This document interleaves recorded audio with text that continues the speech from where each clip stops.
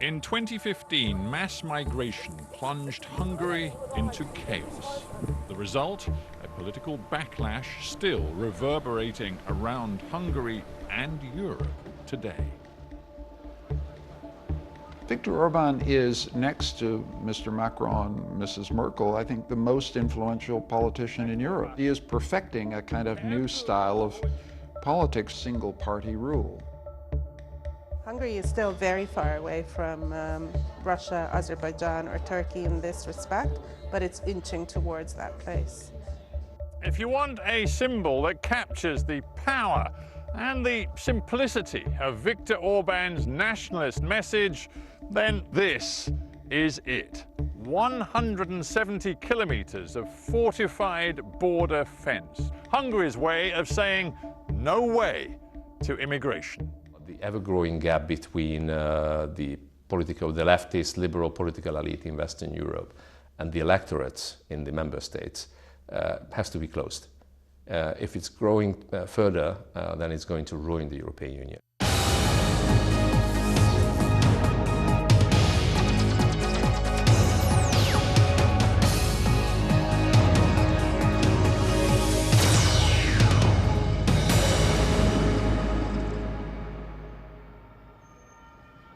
Hungary, a small country at the heart of Europe, intensely proud of its history, culture and language.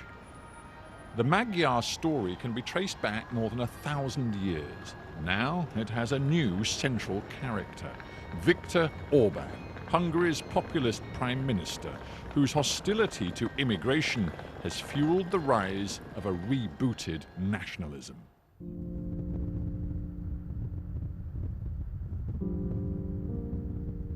This pocket of rural Hungary feels a very long way away from metropolitan Budapest. The communities here are small, rural and deeply traditional. And it was here, back in 2015, that thousands of migrants poured into Hungary. And you can imagine the impact that had on the national psyche. In the summer of 2015, thousands crossed into southern Hungary from Serbia every day. Syrians, Iranians, Iraqis, Afghans, people drawn to the safety and prosperity of Europe, in particular Germany. Hungary was the unwilling way station. 3.5 years later, an impenetrable border barrier divides Hungary from Serbia. 170 kilometers of electrified barbed wire to keep Hungary migrant-free. My house is the first house in the European Union, so I have a lot of experience with this mass immigration. LASZLO TOROCZKAI is mayor of the village next to the new fence. His house overlooks it. He's an extreme Hungarian nationalist whose far-right views have become strikingly prominent. We couldn't sleep by night because the migrants arrive, especially by night. They thought that my fence is the border fence, but there was no fence on the border at that time. Yeah, but do you really want Hungary to be a country of fortified electric fences and high borders and barbed wire? Is that your vision for Hungary? This is not a good situation, but we couldn't do anything else. We had to protect our country. How I would protect my farm, my house. This is the same for me. And don't forget, this mass immigration was a crime. But Mr. Mayor, isn't the truth that your concern about immigration isn't just about security? There is an element of racism in your attitude to immigrants. For example, in your own town, you have declared that you want to ban the burqa, you want to ban the building of mosques. You are making it plain that for you this is about culture. It isn't just about security. Yes, you're right, because I think we need to defend our culture. You know, I respect, for example, the Islam in Saudi Arabia, But Hungary is a Christian country. Our traditions are Christian traditions. The European Union is not working now. The European Union cannot preserve the European culture. They will destroy, and there will be just not diversity, there will be a uniformist society, you know, without colors, without the European colors. Who will defend the European people, the European nations? Hungary now allows just 2 would-be asylum seekers to enter the country from Serbia per day. They're held in one of 2 secure detention camps right next to the border fence. The overwhelming majority of applications for refugee status are summarily rejected. The Hungarian government's determination to keep this transit zone off limits goes far beyond just journalists. The UN sent a panel of experts to find out what was going on beyond this fence late last year. The government wouldn't let them in. Very few Muslim migrants were allowed to settle in Hungary during the 2015 crisis. This pastry shop is owned by one who was, Fredun Rahaiban. But Prime Minister Orban insists Hungary is a Christian country. Muslims, he says, create parallel societies. They are not welcome. وقتی در بسته باشه من چه توصیه میتونم بکنم؟ این سیاست دولته. این حتما این واسه خودش یه برنامه‌ای داره. سیستمی داره. هر کشوری واسه خودش یه سیستم قانونی داره. از نظر اقتصادی، از نظر اجتماعی، سیاسی. الان دیگه ایشون رئیس جمهور اینجاست. ایشون تصمیم میگیره که در باز بشه یا در بسته بشه.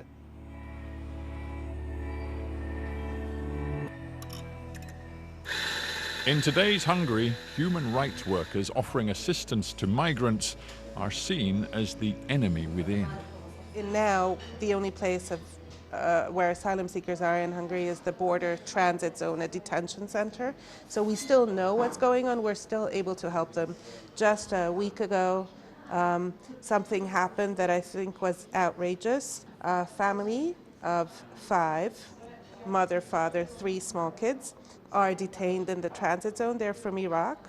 Their asylum claim has been rejected. But they're still detained there until the authorities can do something with them to remove them from Hungary. And the parents, because of the loss of an asylum seeker status, they were no longer given food. Children were receiving food, but not the parents. So the parents are effectively being starved. Exactly. This went on for 6.5 days, and it was only because they had lawyers who turned to the European Court of Human Rights to ask that court to give an emergency order so that the Hungarian government would be compelled to start giving food. Do you fear right now for the future of Hungarian democracy? Absolutely. That's why I'm doing what I'm doing, and many other people are doing what they're doing when they're protesting, when they're organizing civil society organizations, when they turn to us with ideas, when they actually give us support, both moral and financial. It is because of the concern and the very, very heartfelt and very serious concern. And if it ends up, this fight of yours, if it ends up with you facing criminal charges, a possible prison sentence? I think that is not very realistic in Hungary today. Hungary is still very far away from Russia, Azerbaijan, or Turkey in this respect, but it's inching towards that place. Viktor Orban first rose to power as an anti-communist champion of freedom. But these days his foe is international liberalism, specifically George Soros, the billionaire American financier of Hungarian Jewish origin who has spent $500 million supporting liberal and progressive causes in Hungary. Today, Soros's face is everywhere, currently pictured alongside EU Commission President Jean-Claude Juncker. This government ad claims that together they're threatening Hungary's security by encouraging immigration. Soros has become Mr. Orban's go-to target. The university he founded in Budapest in 1991 has been hounded, and it's now moving its main campus to Vienna. This is the last class of students who will get US-certified CEU degrees in Budapest. Of course, this is a private university, and ultimately it is financed by the billionaire George Soros. Are you comfortable with that? Because the Hungarian government tells all of Hungary's citizens that Soros is a great danger to this country. I think Soros has created opportunity for many fellow Hungarians, including government officials. I've been thinking about this a lot, like why am I different to any of those other fellow Hungarian students studying in a master's program? And I couldn't find an answer. I can speak on behalf of all of the students. Our main goal here is not to, become a Soros agent or be part of any political movement, idea, theory, whatever. Are you feeling angry right now? I am angry. I've been angry, but I think anger was changed to this feeling of insecurity for a long time now, which is kind of devastating. Stephen, we'd like to stay in Budapest forever, and we will maintain a presence in Budapest. Depends what the law allows, but we're going to be forced to move our degree programs to Vienna in September because we're not allowed to offer them in Budapest here. So we'll be split in two. We'll be bringing back the Austro-Hungarian Empire. There'll be Vienna and Budapest. It's tragic in my view because our home is here, but that's what the Orban government's decided. But you see, the government says you're crying wolf, that the Central European University can remain here, that you can still offer degree programs here, and frankly, you are making a political point for your own purposes, but you're not telling the truth about what's happening. Oh, I don't take lessons in the truth from the Orban government, frankly. They passed legislation in 2017 that said, you can't stay here unless you make a deal with us. We then negotiated a deal with them, and then they refused to sign it. Once they refused to sign it, we're not allowed to issue US accredited degrees in Budapest. Those are facts. I didn't make them up. You're free to sit here and discuss with me just how, in your view, how wrong-headed the Orban government is. Other universities, indeed other American universities, can still operate in Budapest and issue their American degrees. I come back to the point that in the end, it seems to me a lot of this is about Mr. Soros' problem with Viktor Orban, and we can discuss that, but that's rather different than a wholesale attack on liberty. Well, that would be true again if there weren't this 8-year, 9-year pattern of essentially this is a regime that is hostile to any free institution. Yes, I can speak to you freely, and I've taken advantage of it. This is a free society. I've never denied that. But it's consolidating a new form of single-party rule within a European state. They're trying something new here, which is to create a single-party regime that holds power indefinitely, extracts resources from the society, fills all institutions with its own people, and basically steadily reduces the frame of freedom here. This is something new. This is a 21st century phenomenon that I think we need to understand. Orban's contention is that Soros has fundamentally changed. From being that man who simply wanted to encourage freedom in East and Central Europe, he's become a man who is determined to shape the nations of Central and Eastern Europe in his own liberal image, if you like. Yeah, but the whole thing is a kind of fantastic conspiracy theory. You know, change inside Hungarian society will happen because Hungarians want it to happen. This regime needs George Soros in order to run a campaign to mobilize its base. It's the politics of enemies. It bears George Soros' capacity to change, inflect, move Hungary is just about zero. The person who has a very large capacity to change, move Hungary for good or ill is Viktor Orban. Prime Minister Orban comes from the village of Feldsút, a short drive from Budapest. It's home to 1,800 people. it is perhaps the most pampered community in all of Hungary. It has its own railway line, all of 6 kilometers long, to the village next door. There are so few passengers, it shuts down for the winter. Being in Mr. Orban's home village is a surreal experience, which tells you a lot about his penchant for crony capitalism. There's this railway to nowhere built with €2 million of EU funds, and just down the track there's a swanky new football stadium built on Mr. Orban's land with massive tax breaks. And then there's his oldest, closest friend, the former mayor of the village, who just happens to be Hungary's richest oligarch. Viktor Orban famously loves football, so he had this €10 million stadium built right next to his house. Down the road is a state-of-the-art sports centre. This village tells you plenty about how power works in Orban's Hungary. What do you think of your Prime Minister, Mr. Orban? Do you like him? Remek ember. Nagyon, a főső épület az a nagy kupolás.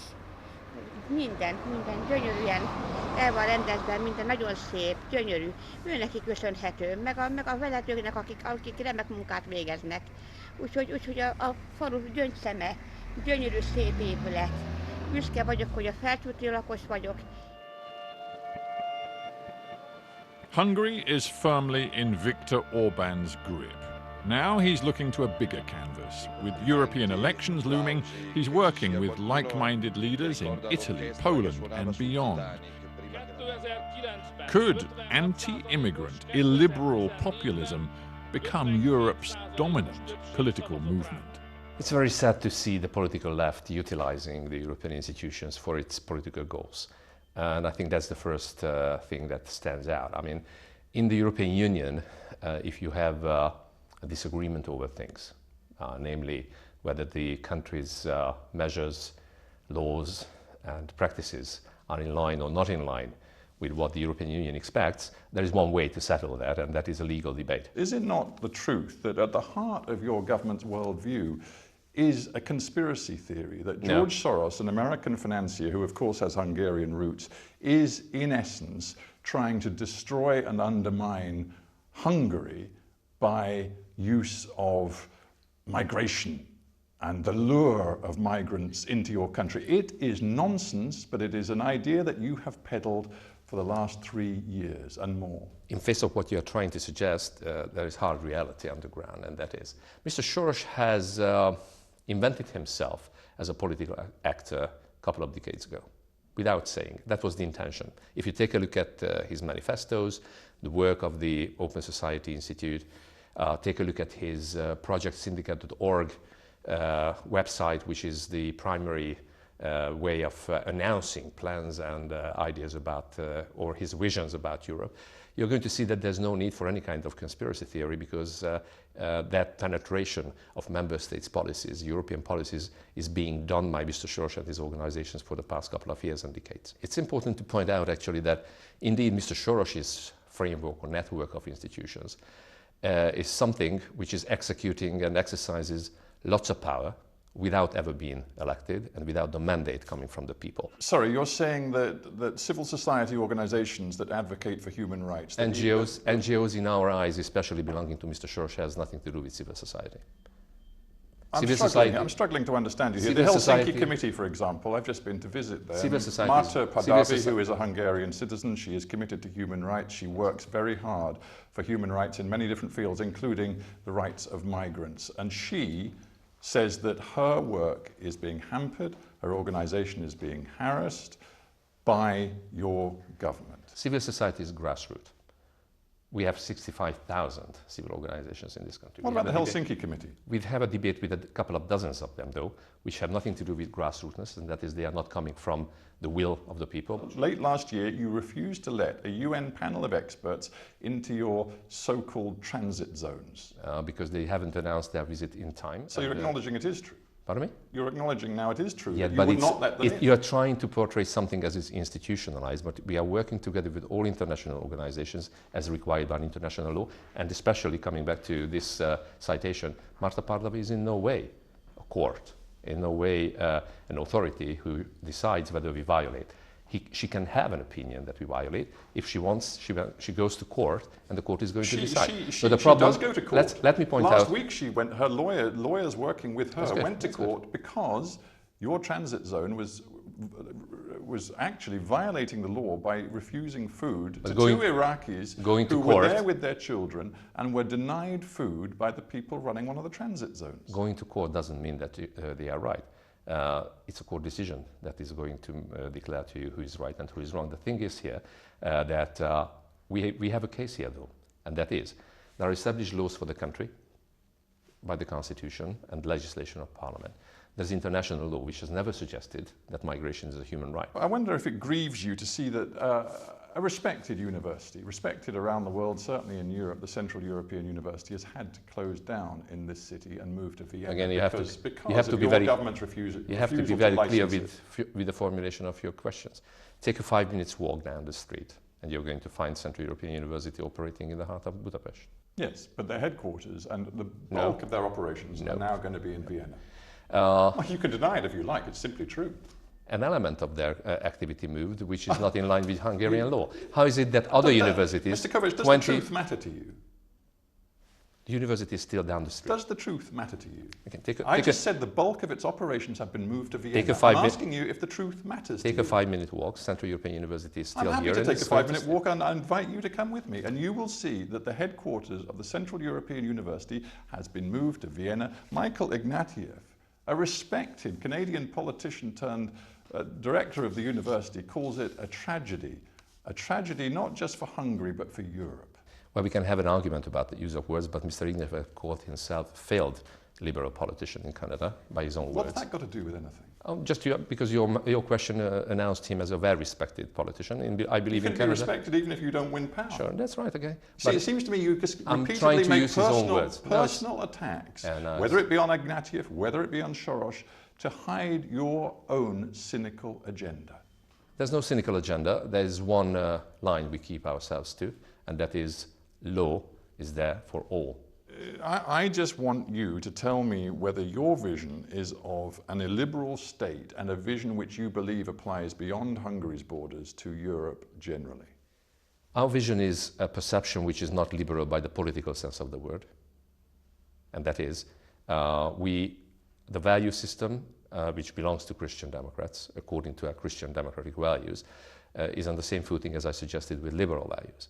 We make preferences. We make preferences in family. We make preferences if it's about institutions, the work of institutions, if it's about the community and the individual, according to our own perception, that is political perception.